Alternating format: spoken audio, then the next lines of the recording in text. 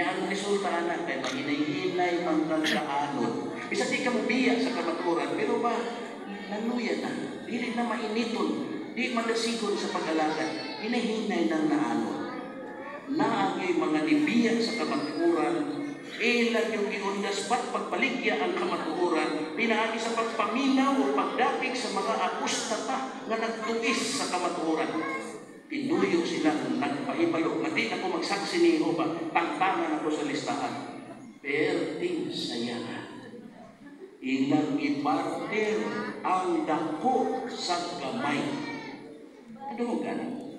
Ibaylo ang dako sa gamay. Mga pakipulong na sa broadcasting. Asa ba ito? Na ako sa broadcasting diri. Nga ang dako ibaylo sa gamay. Una, adan o iba. Nga noon sa may naanila. Magkatindak uwa. Wagin laing tao. Sama nila o na hingpit na tao. Sila lang doon, si Iba galing kay siya lagi the only perfect woman. Sa Adan ay kadugang Adan. Pero si Iba na niya ang tanan. Na pwede siya tawag Wonder Woman. Na sila yuta, hindi lang ko sa kaitanya. Usap ka paraisong itin, o tibuok ingohok. Pero hindi lang ingohok. Misabi sulit na, di lang.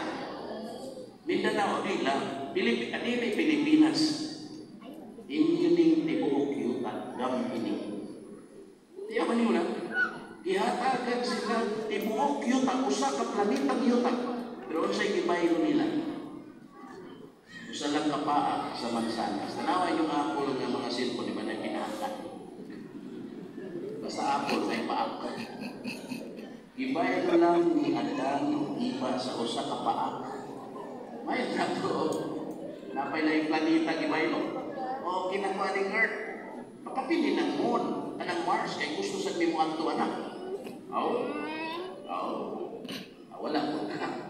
Anila sa kusyuta, inyong haniyuta. Pero ibaylo nila ang dako sa usahan. Kapag lapas sa sugo sa Diyos. Kumusta si Isaw? Sige, kung sa man si Isaw? Nagbaylo sa ihang pagkapanganay sa sabaw. Inulyuhan. 1 month supply. 1 year. Alam, isa lang kakatanan sa panagsang sabaw. Baylo sa iyang pagkapanganay o ang iyang birthright kanang double portion. Sakin na, tao na ang pinanakan. Nagdali si Isaw sa butang gamay, ibaylo niya sa dako nga mahimo unta siyang panulundon o katigulangan sa Mesiyas. So gawas nila, kinsa diay ang atong angay sundugon. Katong nagbaylo sa gamay sa dako. Kinsa naman pagdabi? Ano na, kinsa man ang asoy sa Biblia nga na sila ibaylo nga murag gamay na dito para nila. Kaya ibaylo nila sa dako. Basaho nato ng Liyasa. Kasi natiyan ni Apostol Pablo, Filipos 3:8. Si Pablo ni, ay latang maay ni Apostol Pablo. Attorney.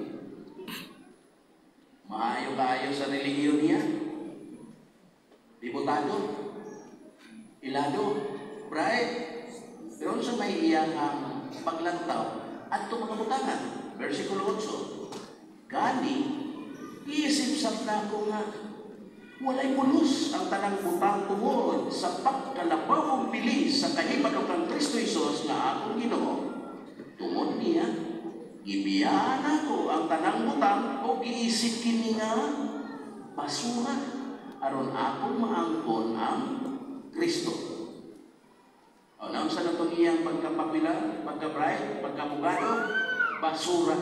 Sa study notes, katang inyong Bible, kung study notes na, kung sa itong basura nag-iingon ni Pablo, o kanang basura, ilang iyan ng basura na mga plastic niya. Kaya pilani sa mga basura, katong yung iingon na pahugaw na, lakot na, o kaya inalibang, hugaw. Wala na, bitak.